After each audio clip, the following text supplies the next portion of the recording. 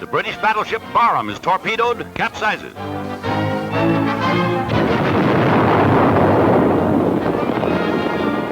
"800 men perish when the magazines explode.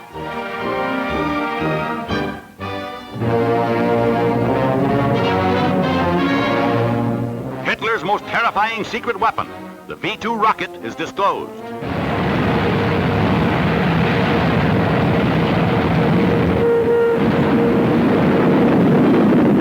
Jet-propelled, the V-2 rises faster and faster until a speed of 50 miles a minute is attained. And no defense against it has been discovered. Another V-2 is launched, a weapon that just 1 year earlier might have changed the entire course of the war.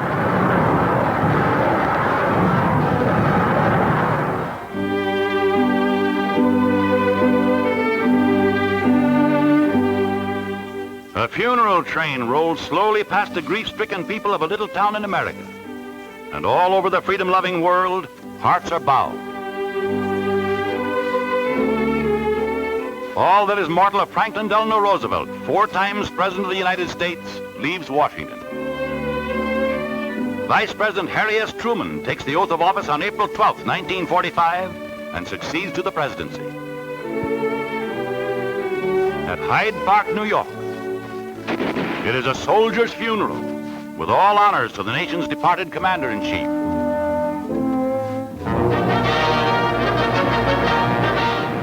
The last flaming hours for a doomed city. Berlin, once mighty metropolis of a proud nation, now crumbles under the merciless pounding of Russian artillery. The senseless last stand of the Nazis results only in complete devastation. Nazism comes to an ignoble end.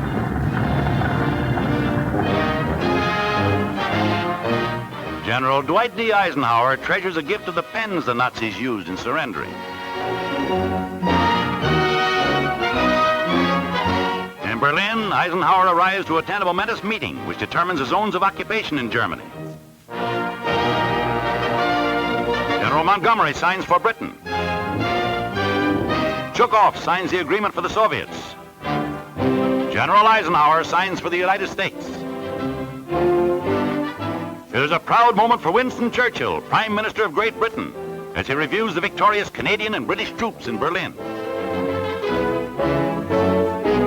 President Truman, flying to Germany for an Allied conference, salutes an American division. At Potsdam, the President reviews the Army of Occupation, where once the Kaiser's legions paraded. If we can put this tremendous machine of ours, which has made this victory possible, to work for peace, we can look forward to the greatest age in the history of mankind. That's what we propose to do. The flag that flew over the Capitol at Washington on the day of Pearl Harbor is raised at Potsdam.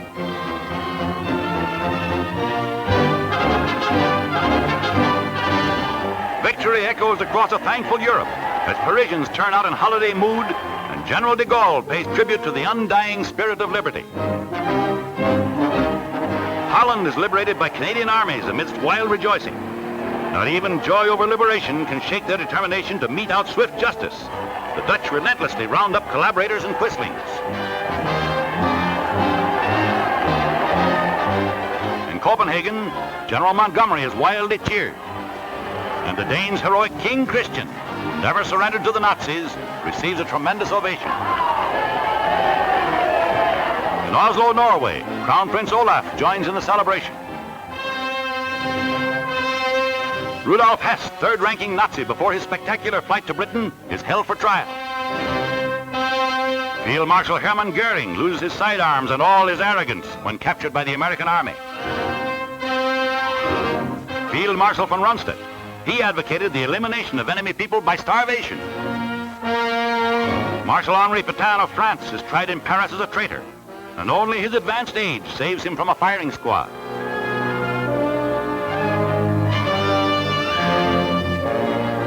The hated collaborator Pierre Laval goes on trial, and his arguments fall on deaf ears. Swift French justice condemns him to be executed. In Manila, the Jap General Yamashita faces a military court of 5 American generals. Revolting crimes are charged against him. one of the greatest scenes in American history is filmed on Iwo Jima by a daring cameraman. On the costly battlefields of Okinawa, the final campaign against Japan is fought to a finish. Signal Corps, Marine, and Air Force cameramen follow the 10th Army into the Oroku Peninsula in their final mopping-up drive that smashes the remnants of once powerful Jap forces.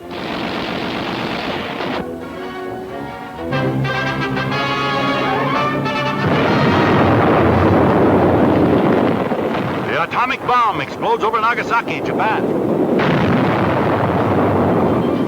The Japs were ready to sue for peace when this one bomb wiped the city off the map, with reverberations felt politically in every capital of the world. Nagasaki, viewed from the air, is just one tremendous area of ruin. The unconditional surrender of Japan on board the U.S.S. Missouri. General MacArthur gives one pen to General Wainwright, the other to Britain's General Percival, an historic moment for all the United Nations.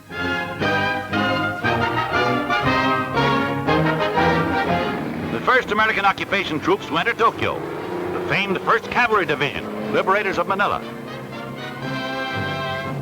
The American Embassy, fortunately undamaged amidst the bomb-smashed city, is the headquarters of the Supreme Allied Commander, General Douglas MacArthur. He arrives accompanied by Admiral Halsey, famed commander of the 3rd Fleet.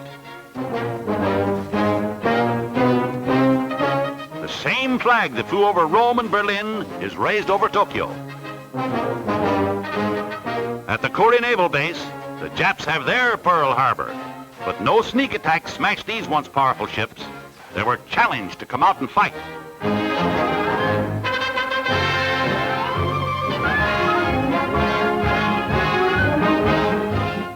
VJ Day halts the redeployment of thousands of troops from Europe to the South Pacific, and the greatest American army in history begins a slow process of demobilization.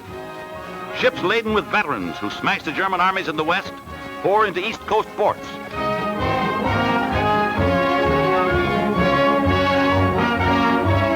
The Saratoga, veteran of 8 major carrier actions, brings South Pacific veterans into San Francisco. Navy men, too, are coming home.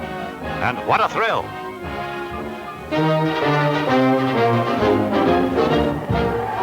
"5 million New Yorkers turn out to celebrate Navy Day and cheer President Truman as he passes up Fifth Avenue en route to review the greatest armada of fighting ships ever assembled. Strung out for miles at anchorage in the Hudson River, the fleet thrills vast crowds of spectators thronging Riverside Drive. Here are veterans of historic naval actions, their crews saluting as the president's ship passes.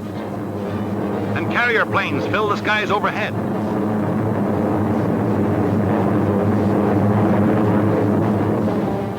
"21 guns from every ship in the fleet is the presidential salute. And there's the great battleship Missouri firing.